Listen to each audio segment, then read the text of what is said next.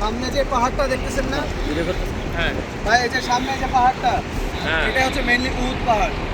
যে পাহাড় রাসূলকে ভালোবাসতেন এবং রাসূলও এই পাহাড় ভালোবাসতেন, উনি নিজে বলছেন। মাশাআল্লাহ আলহামদুলিল্লাহ। আমাদের উহুদ যুদ্ধ যেটা ছিল, এটা কিন্তু এই যে পুরা যা দেখতেছেন টাইলস করা মসজিদ, পুরোটাই ছিল আপনার উহুদ প্রান্তর। এই পুরো মাঠে যুদ্ধটা হয়েছে। মেইন যুদ্ধের কাহিনী যেটা আপনার, এই যে পাহাড়টা দেখছেন জাবালের রুমা, রাসূল সাল্লাল্লাহু আলাইহি ওয়াসাল্লাম 50 জন, কয়জন 50 জন তীরন্দাজ এই জায়গায় রেখে গেছিলেন আব্দুল্লাহ বিন জুবায়ের রাদিয়াল্লাহু আনহুর নেতৃত্বে।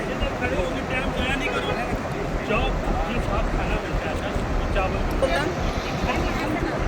আচ্ছা, আব্দুল্লাহ বিন জুবায়ের রাদিয়াল্লাহু আনহুর নেতৃত্বে 50 জন তীরন্দাজকে এখানে রাসূল দাঁড় করায় গেছিলেন যে তোমরা যা হয়ে যাক নড়বা না, এখান থেকে নড়বা না, যাই হয়ে যাক, মুসলমান জিতুক হারুক যাই হোক।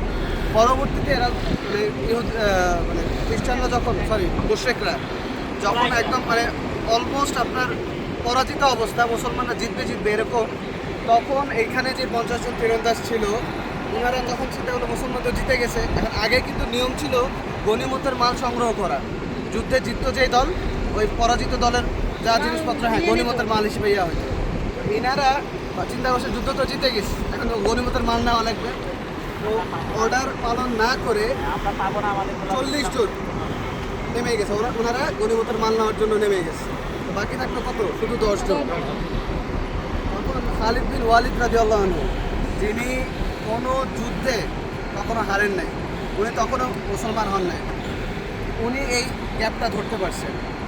পিছন থেকে এসে ওই এটাই কিন্তু মেইন ছিল, এনারাই মেইনলি আপনার ইয়া করছিল। রাসূল এমনভাবে করছে, 3 দিকে ছিল পাহাড়, একদিকে ছিল খোলা। ওই খোলা জায়গাটা পাহারা দেওয়ার জন্য এখানে 50 জন ছিলেন, ওখানে 40 জন চলে গেল। খালিদ বিন ওয়ালিদ যখন এটা ধরতে পারলেন এই গ্যাপটা, এখান দিয়ে উনি অ্যাটাক করলেন। মানে জিতে যাওয়া যুদ্ধ মুসলমানরা, এবং এই যুদ্ধে রাসূল সাল্লাল্লাহু আলাইহি ওয়াসাল্লামের দাঁত মোবারক দেওয়া হয়েছিল।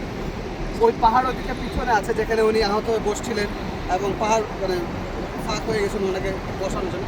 এই বড় গাড়ি ওই সাইডে যাবে না। আমরা এখন যেটা করব, জাবালের রুমা, হ্যাঁ এখনও ভালো আছে, জাবালের রুমা একটু যদি কেউ উঠে আসবে। এখানে একটা মসজিদ আছে, মসজিদে যাওয়ার দরকার নাই, নামাজ পড়ার দরকার নাই। এবং এখানে রাসূলের প্রিয় চাচা হামজা রাদিয়াল্লাহু আনহুর কবর আছে, এবং এখানে গণকবর 70 জন সাহাবীর গণকবর আছে। যাবো আমরা, কবর জিয়ারত করে সালাম দিয়ে চলে আসবো, ঠিক আছে?